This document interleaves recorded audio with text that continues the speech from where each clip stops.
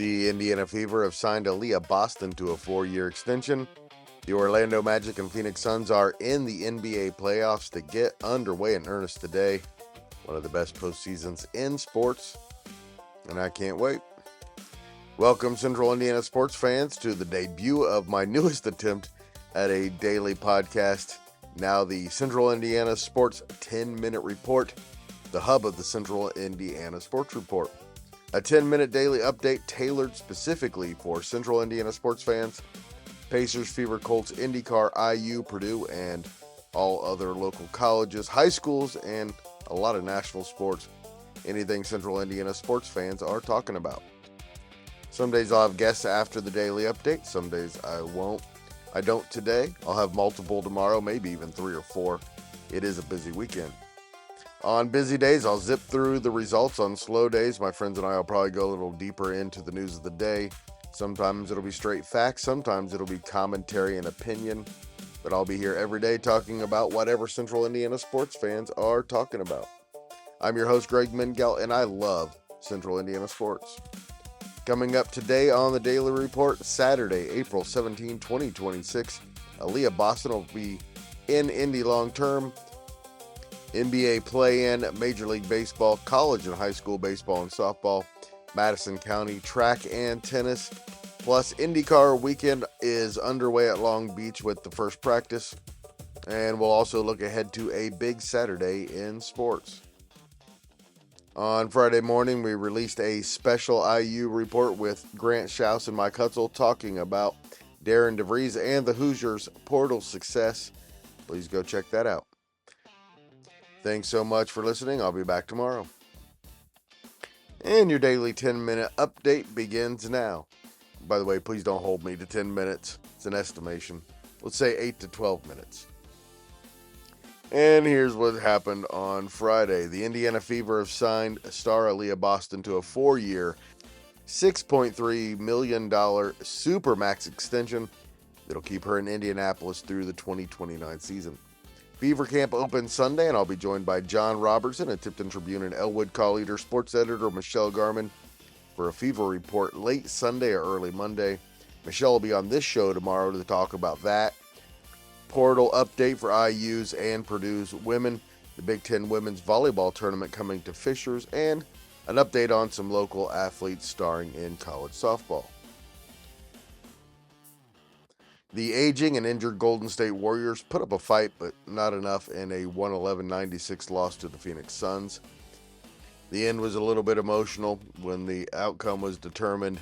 Steve Kerr, Stephen Curry, and Draymond Green kind of huddled and hugged together, and probably known as the last time the three of them would be together on the same court. It was kind of a nice moment, and then Draymond Green went and turned into Draymond Green, inevitably acted like an ass and got thrown out of the game from the bench for starting stuff with Devin Booker, who was also thrown out of the game with 1:04 left. Good riddance to that jackass.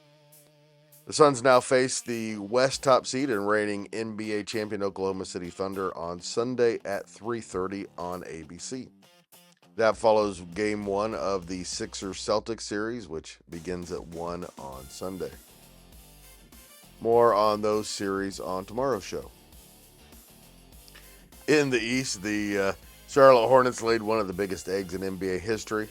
Paolo Banchero and the Orlando Magic advance in the Eastern Conference playoffs, where they'll promptly get pummeled by the Pistons. They're kind of similar teams, but the Pistons are bigger and tougher and have Cade Cunningham. That series begins at 6:30 on Sunday on NBC, followed by Game 1 of the Blazers and Spurs. The actual playoffs start at 1 p.m. today with the Raptors and Cavs. The Raptors won all 3 games in the regular season, and you can't tell me this Cleveland team isn't just the perfect candidate for another choke.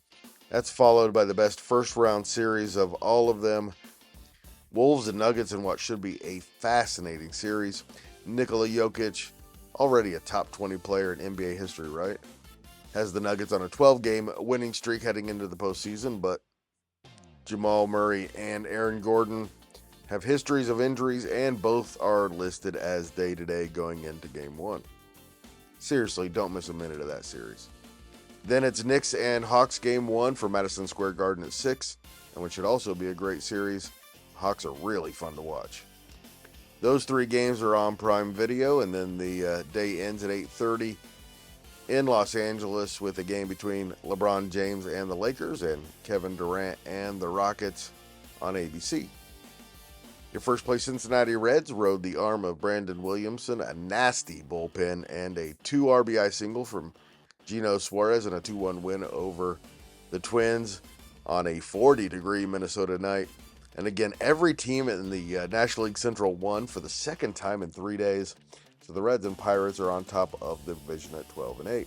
The Cubs won their 3rd straight, 4th in their last 5, and 6th in 9 with a 12-4 win over the Mets at Wrigley. They scored 4 times in the first, and Nico Horner had 3 hits and 2 RBIs. Some other scores of interest: Austin Riley homered twice, and the Braves 9-0 win over the Phillies. Ranger Suarez pitched the Red Sox to a 1-0 win over the Tigers. Ryan McMahon's home run lifted the Yankees to a 4-2 win over the Royals, and Shohei Ohtani doubled in the first and reached base for the 49th straight game, and the Dodgers 4-2 win over the Rockies. Purdue baseball moved to 13-6 in the Big Ten, a 4th place tie with a 10-9 win at Ohio State. Same 2 teams at 2 o'clock today. IU routed Abilene Christian 13-3. The Hoosiers had 13 hits and scored 6 times in the 3rd. And Ball State moved into a 1st place tie in the MAC with an 11-3 win at Kent State. The 19-18 Cardinals scored the game's final 11 runs. Brendan Garza only allowed 1 earned run in 8 innings. Couple local news and notes. Big pickup by Ball State's new men's basketball head coach, Chris Kapko. Kyle Neddenrip broke the story that Fishers Kai McGrew has committed to Kapko and the Cardinals for next season. McGrew averaged 15.8 points last year for the 24-1 Tigers. Looks like a solid roster starting to form in Muncie. Need to talk to Cade Hampton about that. Former Miss Basketball and Indiana Hoosier Chloe Spreen will play next season at Illinois State, according to the Bedford North Lawrence Twitter account. And the Hollywood Reporter is reporting that Pacer star Tyrese Haliburton has launched a production company that will start with a documentary about his recovery. That should be fun. Alexandria beat Pendleton Heights 3-2 to win its 8th consecutive Madison County Girls Tennis Championship. And Anderson's boys beat Pendleton by 2 points to win the Madison County Boys Track and Field title at Madison Grant, the Indians' first county championship in 9 years. Anya Zeller, Addison Stanley, and the Pendleton Heights girls were easy winners.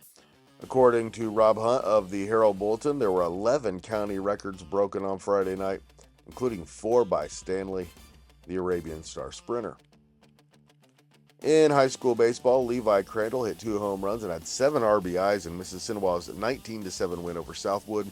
Eastbrook scored 12 times in the first to beat Southern Wells 22-2. A couple other scores of interest: Guerin beat Alexandria 15-1, and Cass blanked Blackford 1-0. In softball, Olivia Legg tossed a 2-hit shutout in Eastbrook's 11-0 win over Southern Wells. She also had 3 hits and scored twice. And Elwood is 6-1 after a 10-9 come-from-behind win over Northfield.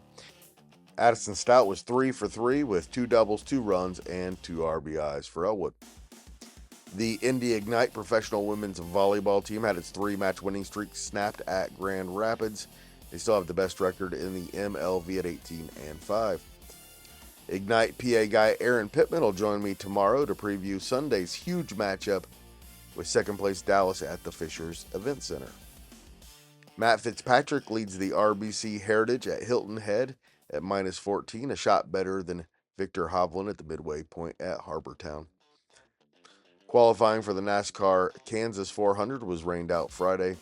Carson Kvippel and William Byron will start on the front row based on some metric I don't understand. The race is at 7 o'clock Saturday and is on the CW. 3-time reigning IndyCar champion Alex Below might not be the favorite going into the weekend at Long Beach. The Andretti team is the defending race champion and had the fastest driver in Friday's opening practice. Will Power was fastest Friday. Marcus Ericsson and defending champion Kyle Kirkwood were both also in the top 6 and should be contenders.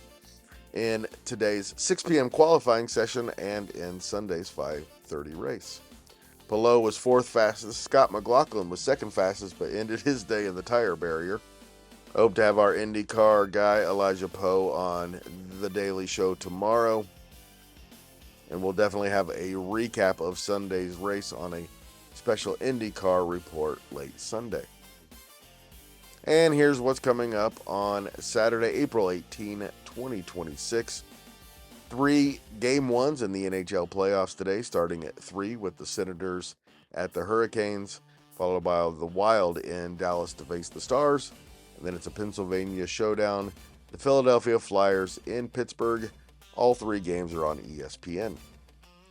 The MIVA Conference champion Ball State men's volleyball team hosts Northern Kentucky in the opening round of the conference tournament Saturday at 7. The Cardinals are 22-4, the top seed in the tournament and ranked 7th in the country. Ball State will host as long as it advances.